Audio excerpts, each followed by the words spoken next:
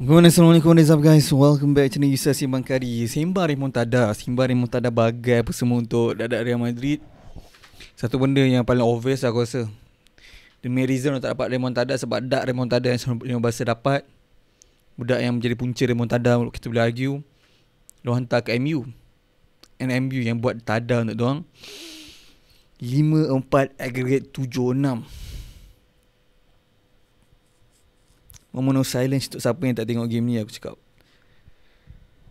Manchester United aku rasa kalau aku jadi fan United kan, ni adalah literally the game yang kau boleh sum upkan fasa kehidupan kau sebagai fan United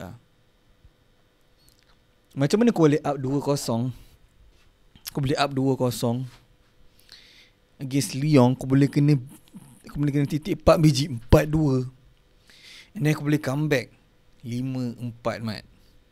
Aku nak cakap salah Morim pun jam sebab literally midfield Lyon non-existent, tapi boleh comeback.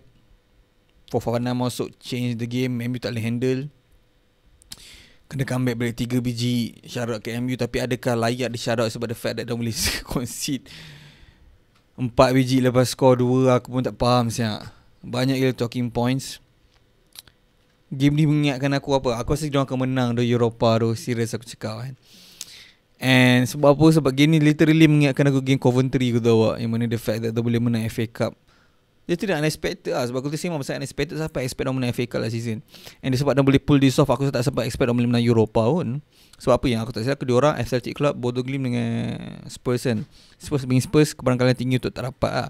But tahu mungkin Postecoglou cakap dia akan dapat trophy so second season, third season dia bagai, mungkin betul lah akan jadi kat sini. But point aku sekarang, MU pull off aku one of the greatest nights dalam era post Sir Alex Ferguson lah.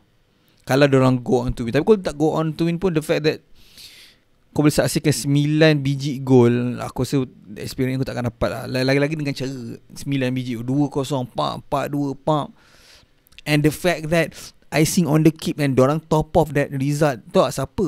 Harry Maguire mat.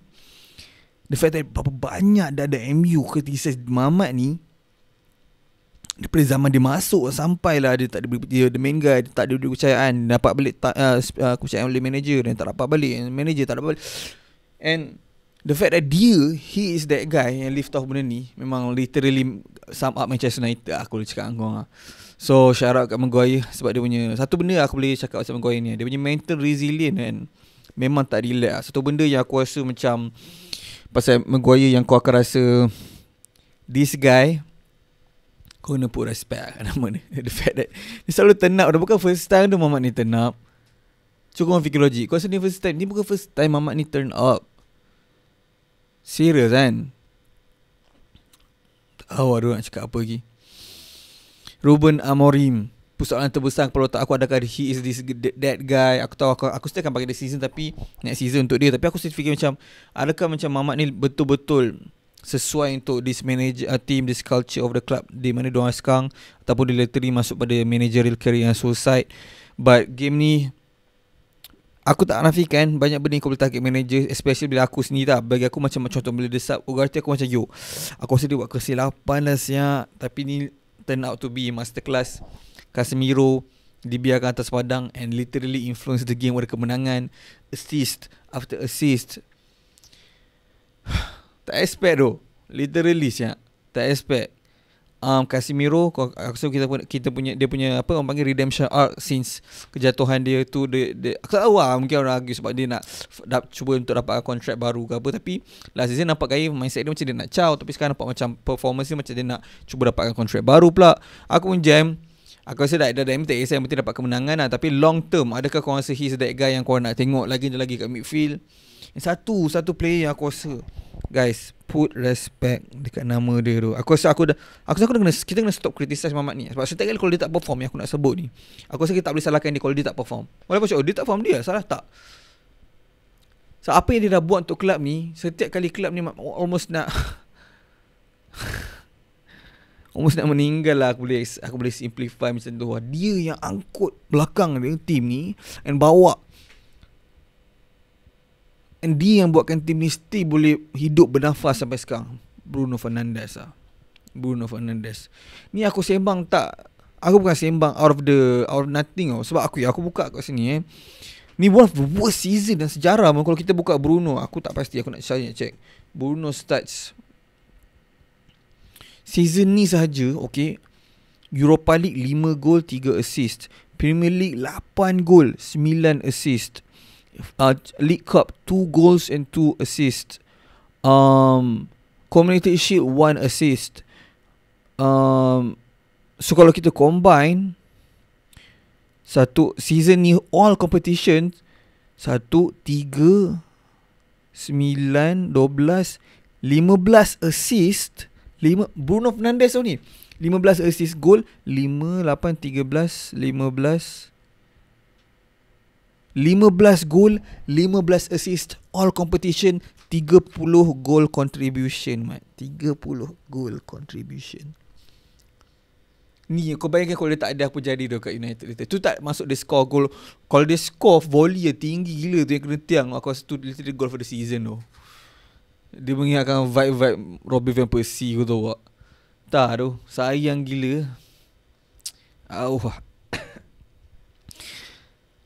Euro punya performance pun bagi aku okey. Aku sangat cakap sebab dia concede banyak. Tapi overall untuk budak muda performance solid. Onana cuba untuk redemption arc, walaupun still concede 4 biji. Dia nak buktikan diri dia juga. Akhirnya dia takkan kecewa kata-kata dia, sebab antara dia dengan Matip dia yang go through.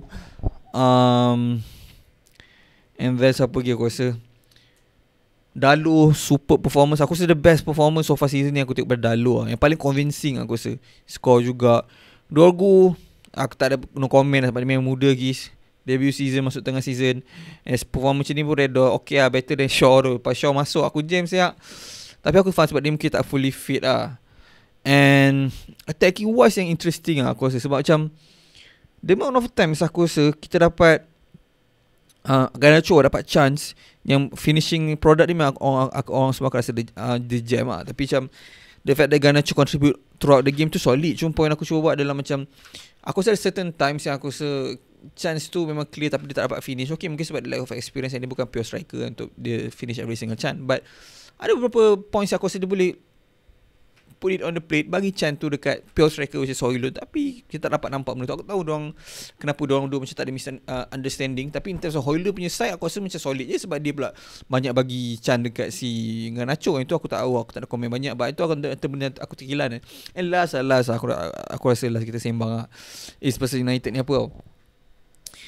Mana pergi Mason Mount dia main tau. Dia masuk. Tapi aku macam aku rasa tak, mungkin sebab dia tak contribute like into the goal of the season. Aku rasa macam aku tak rasa kewujudan dia like memberi impact. Aku rasa tu biggest flop of the United. One of the biggest flop so far in the last 5 years to United punya era. Mungkin ada yang lagi teruk. But Mason Mount, aku rasa tak salah dia. Sama sekali juga, bukan purely salah dia sebab dia ada injury.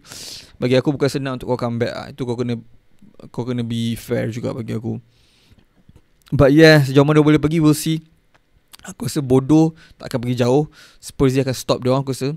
And cuba soal antara Athletic dengan, so Athletic one of the best teams juga dalam Europa bagi aku. Antara dia dengan United lah. We'll see lah. Bagi aku tak boleh nak write off doh. Sebab benda-benda meripik macam ni boleh jadi lagi dengan United. Tapi tu yang buatkan aku rasa kadang-kadang bola sepak ni interesting lah.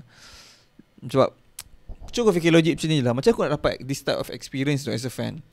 Faham tak? Aku tahu Arsenal menang 5-1 tapi dia tak ada that remontada punya vibe. Faham tak? Aku tak nak rasai pun sebab sakit jantung mat. Tapi aku faham maksud aku. The fact that kau boleh rasai benda ni, this is the one, sometimes untuk certain orang once in a lifetime yang experience.